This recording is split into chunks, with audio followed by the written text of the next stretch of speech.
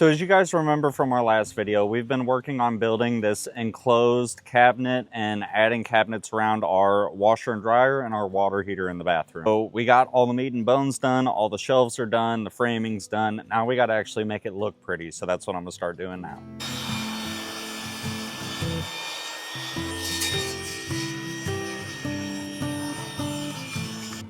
See it throw that chunk at me? Mm-mm. Oh, right in the knot. Before we build the cabinet doors, we need to build the faces.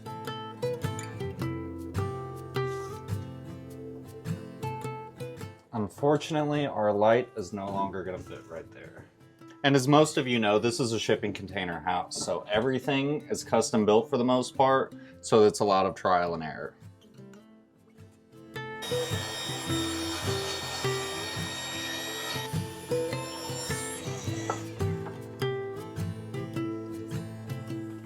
Also guys, our big tripod broke, so we are working off one tiny little handheld tripod, so please bear with us today. You're probably not gonna see a whole lot of me today. I'm mostly gonna be behind the camera because it's not that easy to film with a tiny little tripod. I really need my big one, but it's coming. I want y'all's opinion on what we should do about this whole light situation. In hindsight, we shouldn't have installed our laundry room light because we didn't know how we wanted these cabinets, but it's too late now, it's already been done. Should we just completely cover it and not have a light right here? Should we cover it and then reinstall it just a little bit over so it's not in line with the rest of them? Or do you have any other ideas? We're kind of leaning one way versus the other, but I'm really curious y'all's opinion. We have the top and bottom finished. Now we're going to start cutting the sides. So first I'm going to cut this to length, then I'm going to run it through the table saw again and cut 2-inch strips.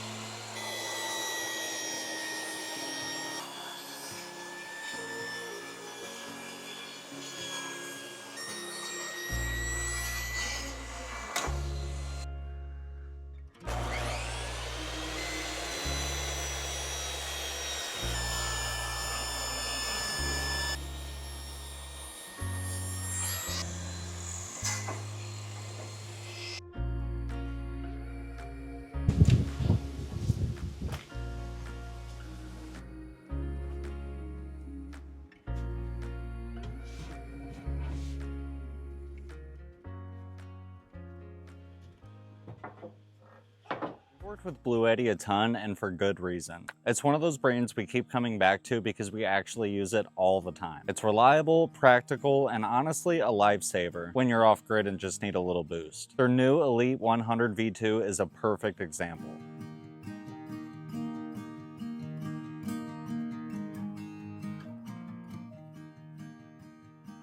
This little powerhouse weighs just 25 pounds, fits inside of a backpack, and packs over 1,000 watt-hours of capacity. That means whether you're camping, on a road trip, or at home during a power outage, you have instant power at your fingertips. One of my favorite parts is the charging speed. With Bluetti's Turbo Boost technology, you can go from 0 to 80% in just 45 minutes when plugged into AC. Or if you're using solar, you can fully charge it in just over an hour. So you don't have to wait around worrying if you have enough juice to make it through the day. And this thing can handle pretty much anything you throw at it. It delivers a solid 1,800 watts of continuous power, but with powerlifting mode, it can push up to 2,700 watts for heavier devices. It even handles a 3,600 watt power surge, which is enough to kickstart things like coffee makers, fridges, or even power tools like compressors without any issues. And it's also built to last. Bluetti uses live PO4 battery cells rated for over 4,000 cycles, giving you up to 10 years of reliable use. And it runs whisper quiet at about 30 decibels.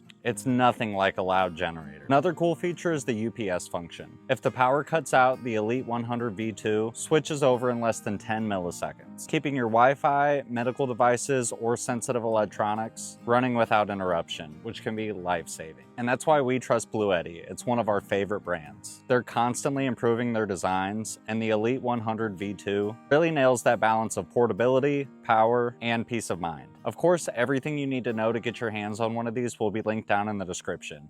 And thank you so much to Blue Eddy for sponsoring today's video.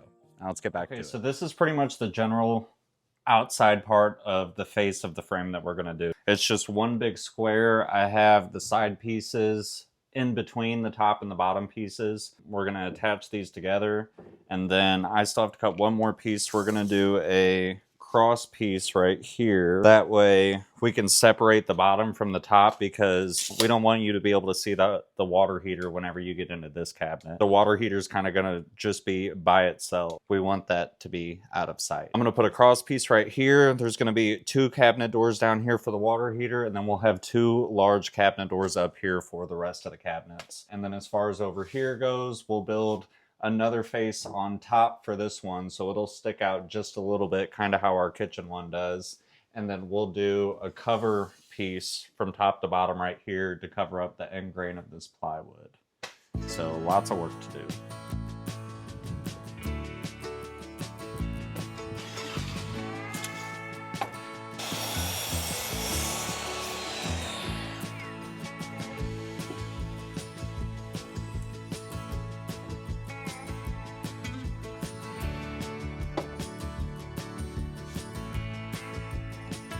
All right, now for our favorite part, we're gonna go dowel it all together.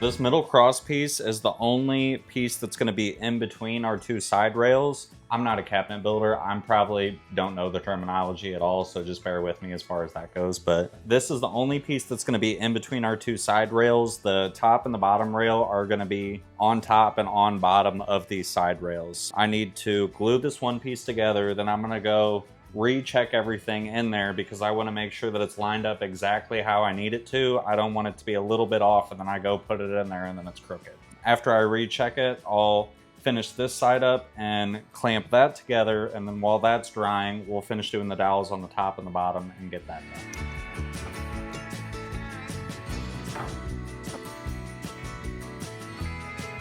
Everything looks good, so let's go do the other side.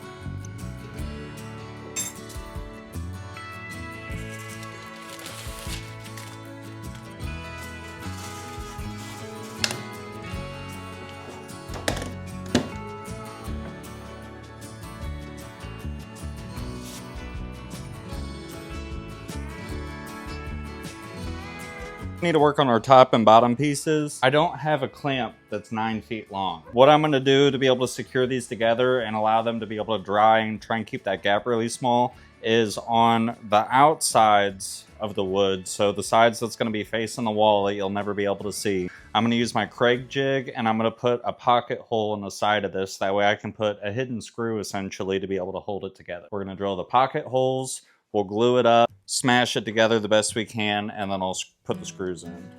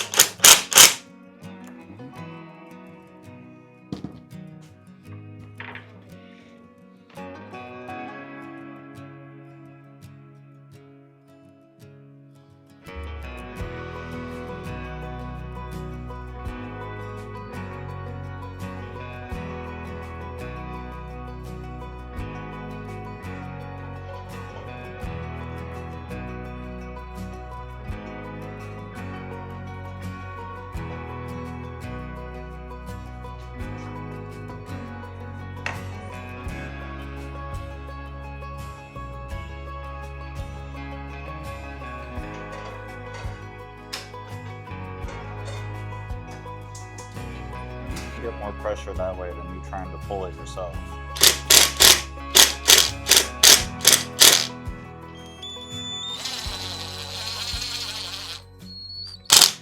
I'm gonna take it outside and run the sander over it really quick before we put it in place.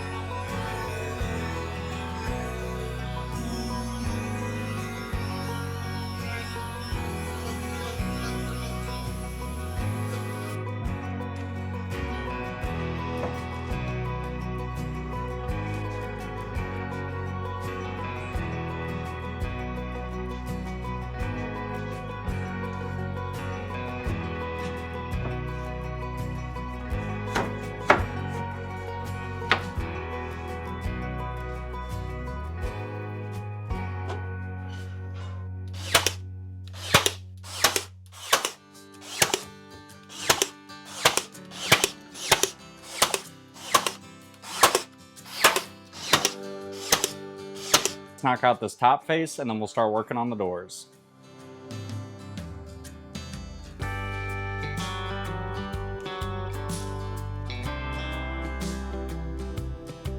It's finally time to start working on the doors. So first thing we're gonna do is run these through the table saw.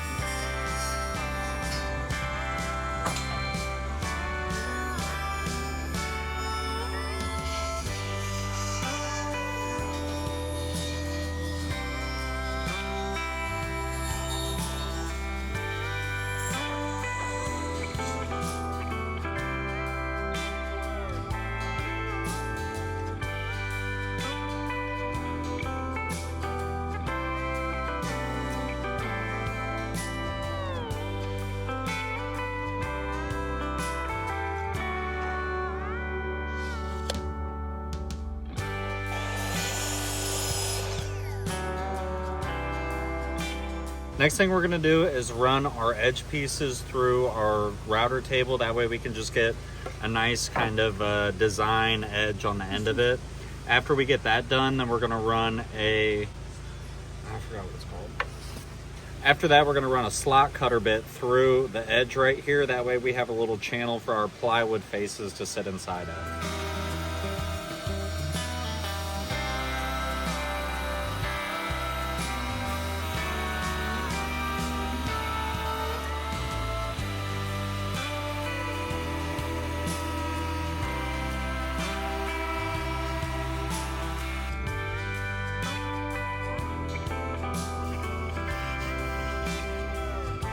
So for each door, I have to make 4 of these. There's gonna be 5, 6, 7, 8 doors in total because we're gonna do the one in the kitchen too. So yeah, we're gonna be here a while.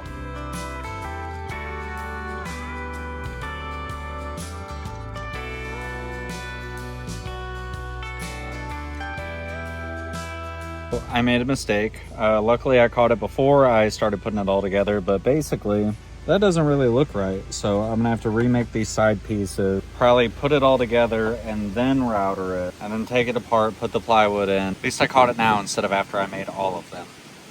I think today is a very authentic representation as to why things take a little bit longer than your average builder. It's just Cody and I, and mostly Cody. As you can tell, he does majority of the projects. He's the brains behind everything, and because it's a shipping container house, like we've said before, it's very unique and everything has to be custom built. It's not like you can just go to Home Depot and buy a cabinet that's going to fit the space, unfortunately. I feel like doing a day in the life gives you guys a little bit more insight as to how each project goes around here. Sometimes on camera it can just go so quickly, so it looks relatively easy, but it's a lot of thinking, a lot more brains, especially on Cody's end, just designing and making sure that everything custom fits the space and there's no issues. So just wanted to throw that out there. And now to add on to what Summer just said, I've been having issues with my router and I just realized why.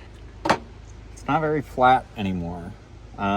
It's a cheap Harbor Freight router. It's just been sitting in the container, so You see that gap? yeah, and it had some stuff sitting on top of it. So I had issues with, on my rounded off part, it wasn't cutting deep enough in the middle, and it wasn't leaving this little ledge. It's really hard to see, but it wasn't leaving this little ledge on top like it's supposed to. And then I just went ahead and changed to the slot bit so I could start cutting the slots for the plywood, and I realized that it was too big around the plywood, and the plywood was just really loose in there.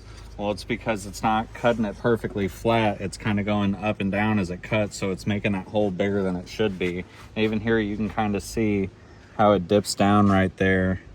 So this is thinner here, that's thicker there. We either need to get a new router table, or what I'm probably gonna do, because it would be cheaper, is I'm gonna get a dado bit or a dado blade for my table saw, and we'll just do all those on the table saw. And then we're gonna use the hand router for all the pretty edging, the decorative edging. Unfortunately, I think that means that that's pretty much a wrap for today. And I know it seems like we didn't do a lot, but just doing those two faces literally took like 5 or 6 hours, just because you gotta wait for glue to dry and then do a little more and then wait for glue to dry and then do measurements and think about it.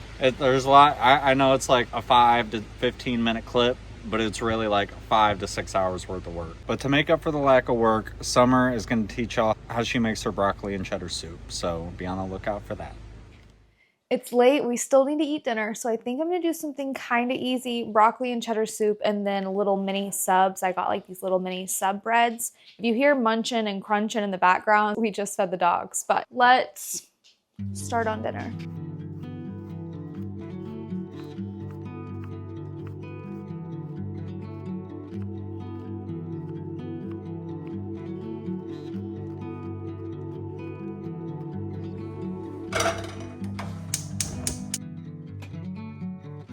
The first thing I'm gonna do is brown an onion, and I'm using butter rather than oil. Now I'm gonna add garlic. To this, I'm gonna add about 2 tablespoons of flour.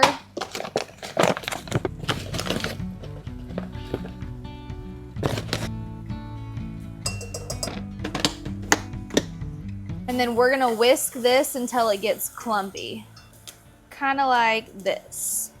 And then we're gonna slowly add in 1 1/4 cup of whole milk. We don't wanna add it in all at once. We just wanna add a little bit, mix it, add a little bit more, mix it, so on and so forth.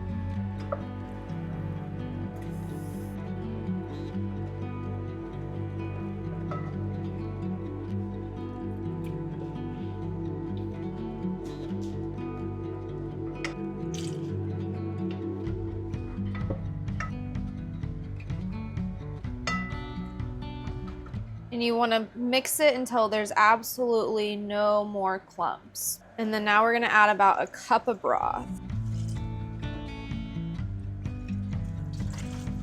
Just going to go ahead and finish this one off. We're going to put this on medium to low heat and just let it simmer before we add all of our veggies. All right, it's been not too long, just like 2 or 3 minutes. So I'm going to go ahead and add a little bit of mustard. I have spicy brown. The preferred, I guess, is Dijon. Use what you have. And then we're gonna add in our broccoli, and I'm just using frozen broccoli, and then carrots. We're gonna give it a good mix. And then I'm not gonna go too crazy on seasonings today.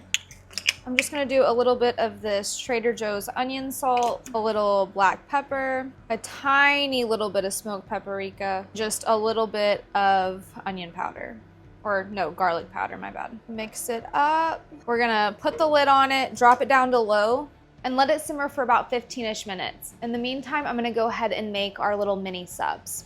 For these, we're gonna keep it really simple. I'm just going to take these they're called steak rolls, but they look like little mini subs. I'm gonna add ham, cheese, toast them up, and then do like a lettuce, tomato kind of little mixture and stuff them inside.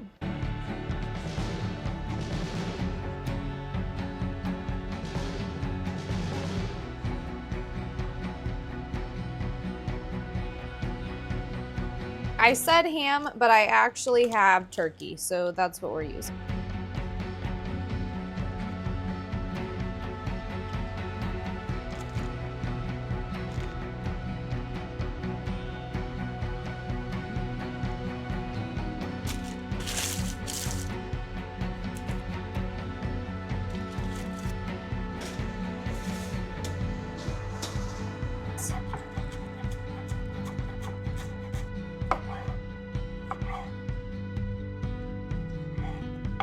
Now that our soup has been simmering for a bit, we're going to remove the top, go ahead and stir it, and then add in our cheese. And we're just gonna wasted some cheese. We're just gonna do a little bit at a time. Add in some more.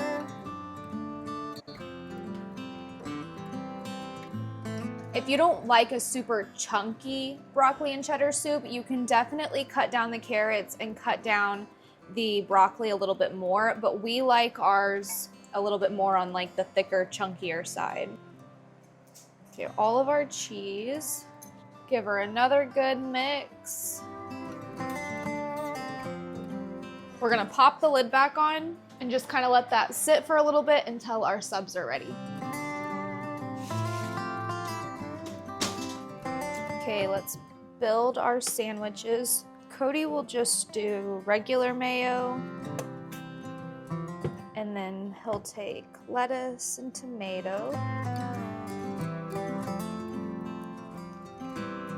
And then I'll do a little bit of mustard and a little bit of chipotle mayo. Tomato, smush it.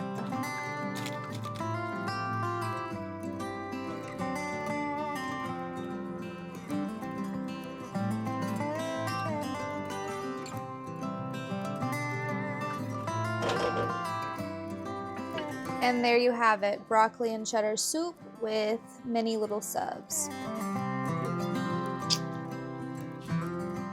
And that's dinner, y'all.